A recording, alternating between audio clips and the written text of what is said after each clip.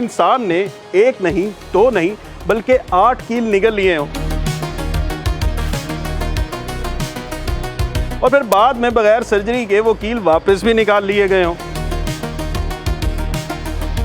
वालदा के साथ लड़ाई के बाद उसने कुछ कील खा लिए। स्टील के वेरिएबल साइज़ के कील थे, जिसमें कुछ 3 इंच के भी थे और कुछ 4 इंच के कील थे। अल्सर्स मिले, वो हमें स्टमक के अंदर मिले जहाँ पे कील पड़े हुए थे। तो ऊपर खुराक वाली नाली में लकीली कोई इंजरी नहीं थी। अरे, दीवारों में कील लगते तो आपने कई दफ़ा देख रखे होंगे, लेकिन क्या कभी आपने सुना है कि किसी इंसान ने एक नहीं, दो नहीं, बल्कि 8 कील निगल लिए हों और फिर बाद में बगैर सर्जरी के वो कील वापस भी निकाल लिए गए हों? ऐसा हुआ है और मुल्तान में ही हुआ है। अगर ये पूरी कहानी जाननी है तो ये रिपोर्ट देखिए। कहानी कुछ यूँ है कि निश्तर अस्पताल मुल्तान के गेस्ट्रो वार्ड में चंद रोज़ कबल एक नौजवान मरीज़ा को लाया जाता है। इब्तदाई मुआयने और एक्सरे के बाद डॉक्टर भी हैरान रह जाते हैं, क्योंकि एक्सरे के बाद मालूम हुआ कि मरीज़ा ने 1 या 2 नहीं बल्कि 8 स्टील के कील निगल रखे थे। हाँ जी, अस्सलाम वालेकुम जी। मेरा नाम डॉक्टर शहरियार कांजू है। मैं निश्तर के अंदर मेदे जिगर के वार्ड के अंदर असिस्टेंट प्रोफेसर हूँ और डिपार्टमेंट को हेड कर रहा हूँ। हमारे पास एक ये केस रिपोर्ट हुआ था। एक यंग बच्ची है, ऑलमोस्ट 16-17 साल की। हमारे पास वो अपनी वालदा के साथ लड़ाई के बाद उसने कुछ कील खा लिए। स्टील के वेरिएबल साइज़ के कील थे, जिसमें कुछ 3 इंच के भी थे और कुछ 4 इंच के कील थे। तो हमने ये प्लान किया, हमारी पूरी टीम ने गैस्ट्रोएंटरोलॉजी की, कि हम इसको एंडोस्कोपिकली रिमूव करने की कोशिश करेंगे ताकि ये अपनी सर्जरी से बच जाए, क्योंकि ये काफ़ी मेजर सर्जरी होती है, हर चीज़ ओपन करके सर्जरी करनी पड़ती है। तो मैंने और मेरी जो टीम है, हमने सब ने मिलकर ये डिसाइड किया। हमने पेशेंट को ऑप्टिमाइज़ किया और उसको हमने अपनी एंडोस्कोपी की लिस्ट के ऊपर हमने उसको रखा। और पहले मरहले के अंदर हमने उसके 4 कील निकाले फर्स्ट डे, क्योंकि हमारा ये जो एंडोस्कोपी का प्रोसीजर होता है, इसके अंदर हमने 2-3 चीज़ें देखनी होती हैं कि हमारा पेशेंट जो है वो वाइटली भी स्टेबल रहे और हमारा प्रोसीजर टाइम भी बहुत ज़्यादा ना हो। तो हमने कैमरे के ज़रिए जो है वो कुछ हमारे पास फोर्सेप्स होते हैं और कुछ गैजेट्स होते हैं जिसके ज़रिए हम निकालते हैं मैदे को भी और खुराक वाली नाली को भी इंजरी किए बगैर।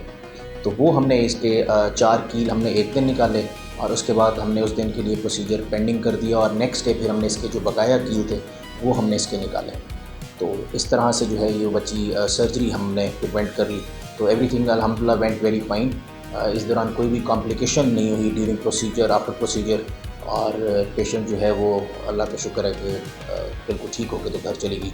तो हमने सारा काम अपने निश्तर के गैस्ट्रोएंटरोलॉजी डिपार्टमेंट में किए और everything was free of cost. Gastro ward के सरबराह डॉक्टर शहरियार कांजू ने अपनी टीम, जिसमें डॉक्टर फैसल अजीज, डॉक्टर इलियास सनामा और डॉक्टर कासिम उमर शामिल थे, उनके हमरा जदीद एंडोस्कोपी के जरिए इलाज का फैसला किया। इसमें हमारा डिफरेंट होता है। बेसिकली हमारी सारी टीम ही होती है, हम डिफरेंट स्टेशंस पे काम कर रहे होते हैं। तो इस प्रोसीजर के दौरान हम 3 लोग जो है एक टाइम पे एक शिफ्ट में होते हैं वहाँ पे, और बाकी हमारा स्टाफ होता है, जो हमारा एंडोस्कोपी स्टाफ होता है, जो टेक्नीशियंस होते हैं, जो नर्सेज होती हैं, वो उसके अलावा होते हैं। जो कंसल्टेंट हम 3 होते हैं उस टाइम के अंदर। तो एक दिन हम 3 कंसल्टेंट्स ने किया और नेक्स्ट डे फिर हमने जो नेक्स्ट 3 कंसल्टेंट्स ऑन लिस्ट थे उन्होंने किया। डॉक्टरों के मुताबिक अगर ये कील मैदे या आंतों को नुकसान पहुंचाते तो मरीज़ा की जान को शदीद खतरा लाहक हो सकता था। ये बेसिकली एक ट्यूब होती है जिसके आगे कैमरा लगा होता है, पीछे हमारा पूरा एक सिस्टम होता है। तो उसके थ्रू हम मुंह के ज़रिए जाते हैं, खुराक वाली नाली, मैदा और छोटी आंत ये देखते हैं उससे, और ये इसके मैदे के अंदर पड़े हुए थे।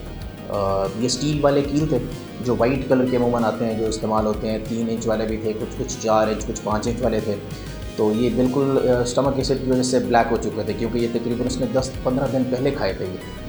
और हमने सबसे पहले इसका एक्सरे वगैरह करके उसके अंदर कंफर्मेशन की और उसके बाद भी प्रोसीजर फॉर द प्रोसीजर। तो एंडोस्कोपी जो है वो कैमरे वाला सिंपल सा एक टेस्ट है, पेनलेस टेस्ट होता है। उसमें हम कोई मेजर नशा वगैरह नहीं देते, मरीज़ तकरीबन कॉन्शियस होता है। हम उसके अंदर एक गला सुन करने वाला सिरप देते हैं और वो हमने दे के तो इसकी बच्ची के निकालते हैं से। अच्छा, वो लकीली हुआ ऐसे, क्योंकि अब इस पर काफ़ी टाइम गुजरा हुआ था, तकरीबन ऑलमोस्ट 2 वीक्स गुजरे हुए थे उसने जो कील लिए थे। तो उसके अंदर हमें अपेरेंटली कोई जो खुराक वाली नाली थी उस पर हमें कोई भी इंजरी नहीं मिली। हमें जो कुछ अल्सर्स मिले वो हमें स्टमक के अंदर मिले जहाँ पे कील पड़े हुए थे।